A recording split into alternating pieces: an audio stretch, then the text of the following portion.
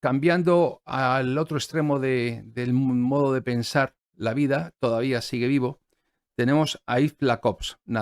Lacoste, como los polos. Nació en 1929 y sigue vivo. Es de nacionalidad francesa, aunque su origen es marroquí, y siempre ha sido marxista. Por lo tanto,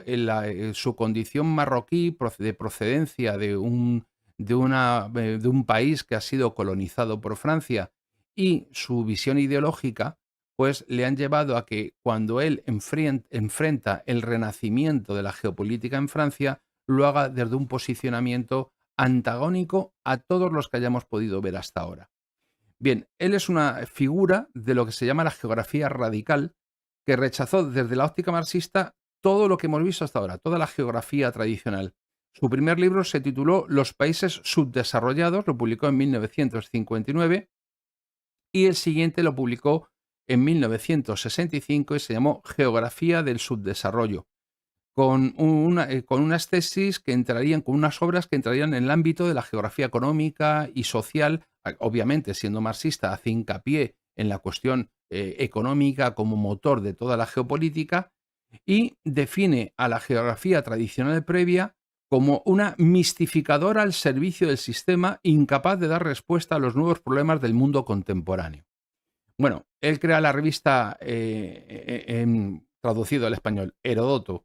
y más tarde su obra La geografía, y en estas publicaciones él plantea que la geopolítica es un arma para la guerra. La geografía, un arma para la guerra, la publicó en el año 76 y expone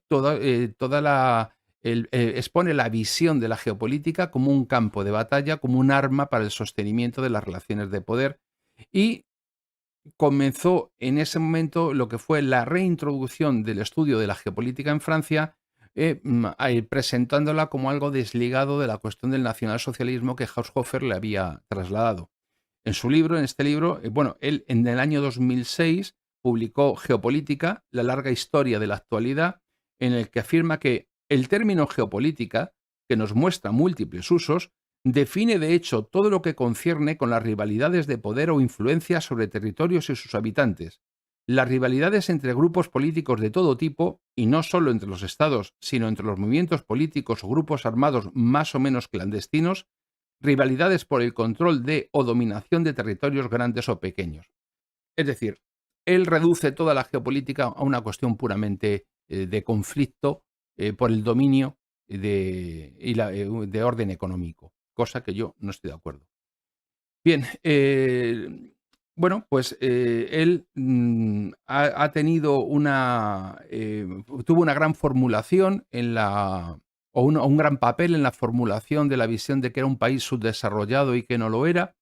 y presentó aquel concepto que hoy día ya no se maneja, pero que hace unas décadas sí, que era el concepto de tercer mundo, en el que se consideran subdesarrollado, por ejemplo, a unos países sí y a otros no. Por ejemplo, Argentina y Uruguay entraban dentro del concepto del tercer mundo, pero Suráfrica, en aquel momento, gobernada por la minoría blanca de origen bóer y británico, pues los situaba como un país desarrollado y planteaba las dudas que existían para plantear o no a los países socialistas como países que pudieran ser o no parte de ese tercer mundo. Luego ya vamos a ir cogiendo la carrera final ya de los últimos, ya nos quedan menos, pero creo que no por ellos van a ser menos interesantes. Se me ha caído un folio que voy a coger, que no me queda más remedio.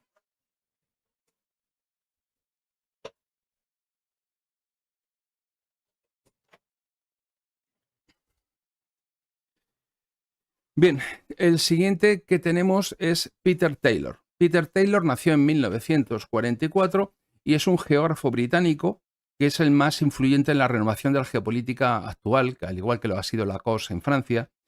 que está completamente disconforme con un enfoque neopositivista, que es mucho más cercano a Lacoste, por ejemplo, y que él ha orientado su estudio hacia el análisis del sistema de poder mundial y considera las dinámicas de la economía, descartando la localización del territorio o su ambiente como factores que condicionan las políticas de los estados, ¿no? Que es justo lo que consideraban todos los doctrinarios clásicos que hemos ido viendo. Enlaza muchísimo más con Lacan. Yo no coincido con ninguno de los dos, no participo de la forma que tienen de verlo, creo que minimizan otros elementos para destacar solamente las cuestiones de orden económico y desde ese punto creo que tienen una visión limitada y porque muchas veces las cuestiones tienen un origen multicausal, no son unívocas en una sola dirección, ¿no? Bueno, pues Taylor construye una teoría a partir de la cual fija centros, periferias y semiperiferias imbricadas entre sí, dinámicas de acuerdo con las variaciones de la economía capitalista. Todo es economía, todo es capitalismo, todo es una visión de que te compro, me compras, me vendes, que tienes tú, que tengo yo. Es decir, es puro y duro una visión marxista que yo insisto, no creo que está equivocada.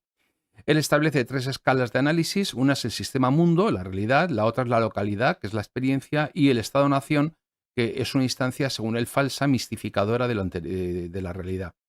Y establece solamente a la primera como decisiva, en un patrón, o sea, prescinde de todas las realidades culturales, étnicas, raciales, religiosas y de otro tipo, poniéndolas solamente como consecuencia de factores económicos que son una visión limitada a más no poder. Bueno, él dice esto, que creo que ya con esto cierra el tema, el tipo, que esta apreciación ingenua de que el espacio es un escenario inalterable pone de manifiesto una gran ignorancia en torno de la geografía. Bueno, pues si tú me dices cuando vas a cambiar los Urales de sitio o el Océano Atlántico, me avisas. Porque, por ejemplo, en la época de Roma, por cada kilómetro que recorría un carro con trigo, iba aumentando un coste, hasta tal punto que eso fue lo que en algunos momentos provocó el desarrollo de la Galia cisalpina de la Galia después de la conquista de César,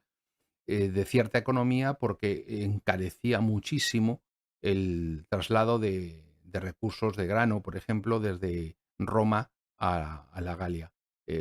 Y eso fue lo que llevó a las legiones imperiales romanas a desarrollar estructuras industriales, comerciales y agrícolas en los lugares en donde se asentaban, precisamente porque el costo aumentaba con el espacio. Si ahora lo que me vas a decir es que el espacio no tiene influencia, yo creo que este es un ejemplo que pone de manifiesto que es todo lo contrario. Bien, él declaró que Taylor además dice que todos los análisis geopolíticos siempre tuvieron un sesgo nacional y en concreto dice lo siguiente: en el caso de la geopolítica siempre ha sido muy fácil de identificar la nacionalidad del autor a partir del contenido de sus escritos.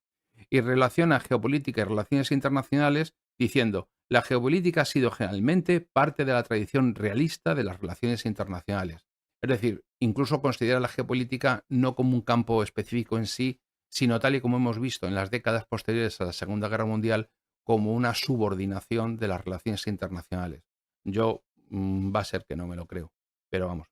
para él. Este señor es Saul Bernard Cohen, que nació en 1925 y murió en 2021, que era un teórico judío norteamericano, es un geógrafo, que estableció en 1990 diferentes jerarquías de los espacios mundiales. En primer lugar, consideró las mayores rutas comerciales marítimas del mundo, en segundo, las terrestres de Europa y en tercer lugar, los países de lengua y etnias comunes, latinos, germánicos, angloamericano, chino, eslavo, y los independientes, Japón, Tailandia, Indonesia, Filipinas, los espacios de conflicto como Medio Oriente en América, Colombia, Venezuela o Bolivia, así como espacios de transición, que en aquel momento, cuando él teoriza, lo era Europa Central como consecuencia de la Guerra Fría. Aunque reconoce la existencia de estados potencia, les asigna magnitud en base a la comparación entre sus productos de interior bruto, la capacidad de producción, su capacidad económica, el acceso a las tecnologías innovadoras, el nivel educativo, sus reservas de energía y cantidad de profesionales. Y en su libro Geopolíticas del Sistema del Mundo, define geopolítica como el análisis de la interacción entre escenarios geográficos y sus perspectivas con procesos políticos. Ambos son dinámicos y se retroalimentan. La geopolítica da cuenta de las consecuencias de esta interacción. Es decir, él sitúa la geopolítica en el ámbito de la interacción dinámica entre poder y espacio. Bueno, es poco conocido, me ha parecido interesante traerlo y no quería dejar de comentárselo.